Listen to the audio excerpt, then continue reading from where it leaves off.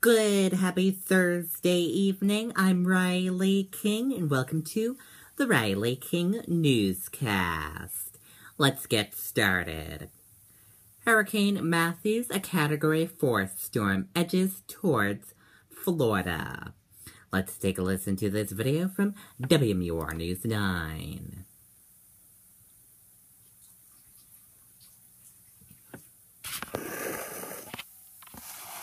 I lost my younger son at age 25 from a heroin addiction. Our whole family brought us to our knees when we lost him. What I would like my question answered from Maggie Hassan, why are our families and our people sending their loved ones out of this state to get the help they need?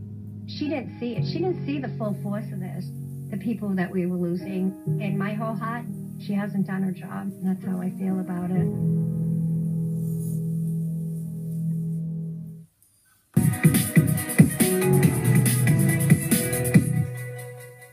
This is your Thursday afternoon weather webcast update. I am meteorologist Kevin Skarupa. Steady as we go as far as our forecast is concerned all the way through the holiday weekend with one system to track for the time being. Fog has now burned off, leaving us with sunshine across the area, which we will enjoy with the fair skies through the day tomorrow. Next front arrives on Saturday. Looks like a lot of that activity, the increase in clouds, the chance of a few passing showers is skewed towards Saturday later in the afternoon and into Saturday night. Tonight, a little bit more fog will form. I suspect in a lot of areas we won't see quite as much as what we saw this morning. And temperatures tomorrow, even a couple of notches warmer. That means 70s just about statewide tomorrow afternoon. From there, an increase in high clouds early on Saturday after a little bit of fog. And you'll notice again, lion's share of any sort of shower activity holds off until the afternoon and then pushes away later on Saturday evening. Behind that, after highs in the 60s on Saturday, we'll drop back into the 50s to lower 60s for Sunday and for Columbus Day on Monday. Category 4 hurricane yet again. Hurricane Matthew moving currently to the northwest at 14 miles an hour.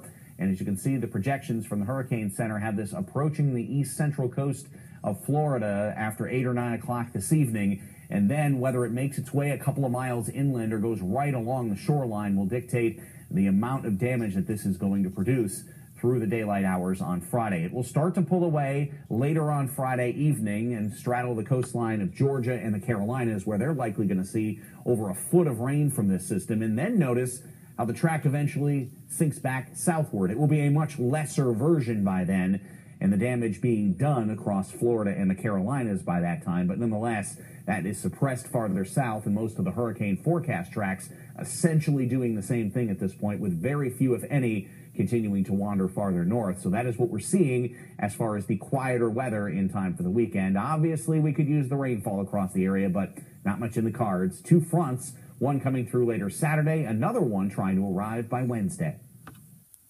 Okay, and there you go on that report.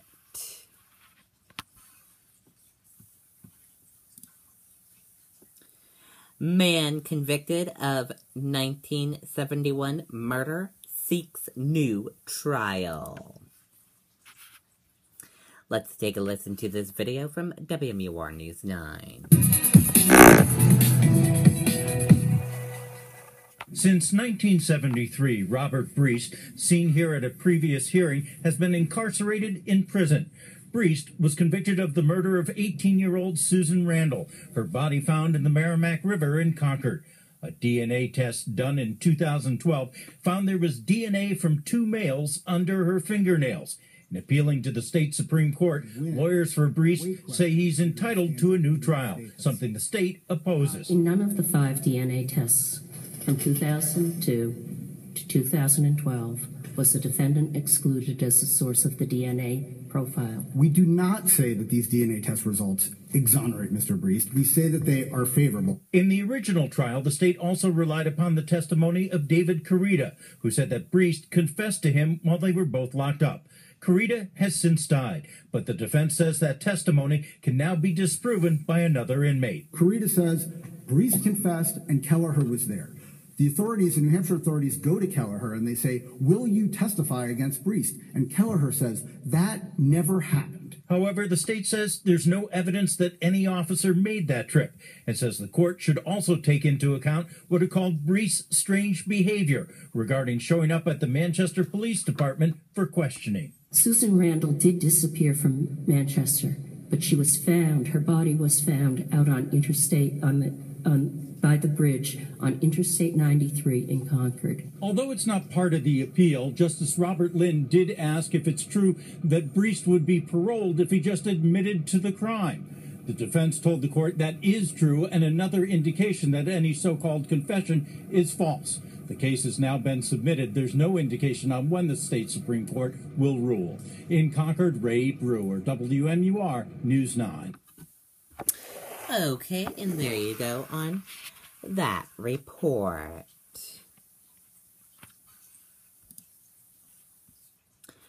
Sununu Van Oostern participate in No Labels Forum in Manchester.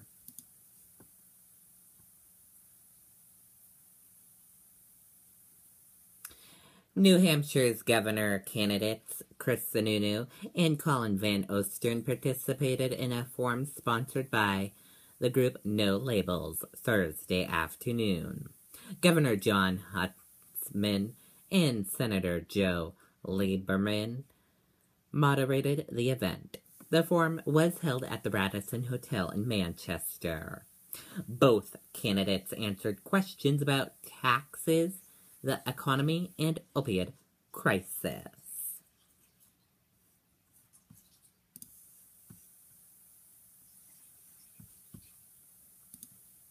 More than 1,100 without power. Utility Unitil is sending workers to a power outage in Bow and Dunbarton this hour, where more than 1,100 customers were without power. According to a post on Twitter about 30 minutes ago, the company reported the outage.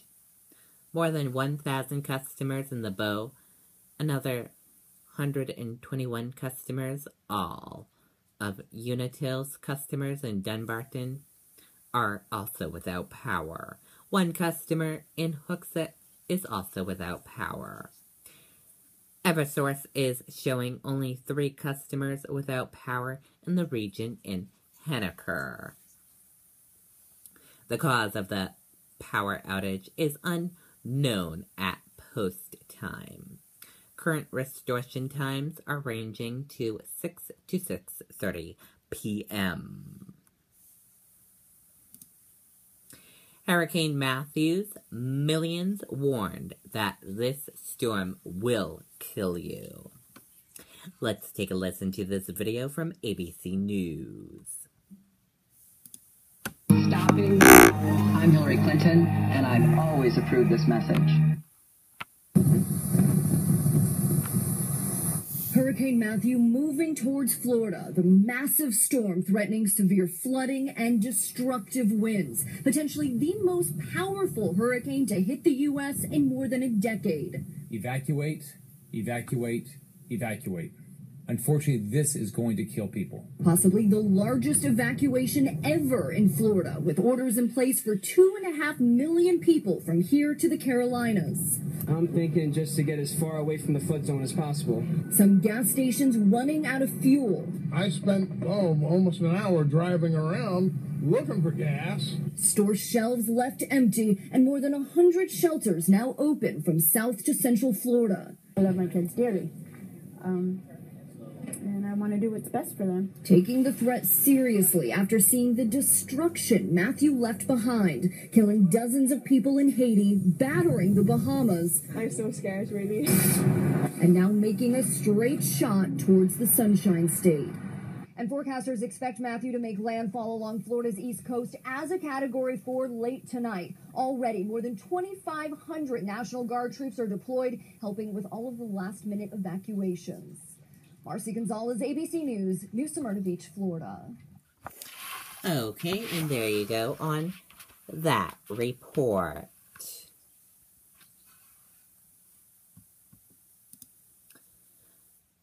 After Hour Buzz, GPS, HON, and more.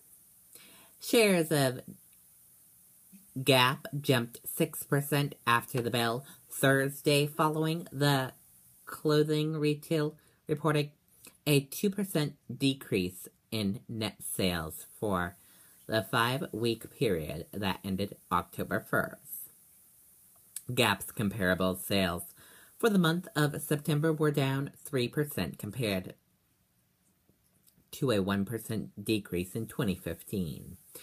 The company estimated that a fire on its distribution campus in Fishkill, New York, likely hit its September sales by about 3 percentage points.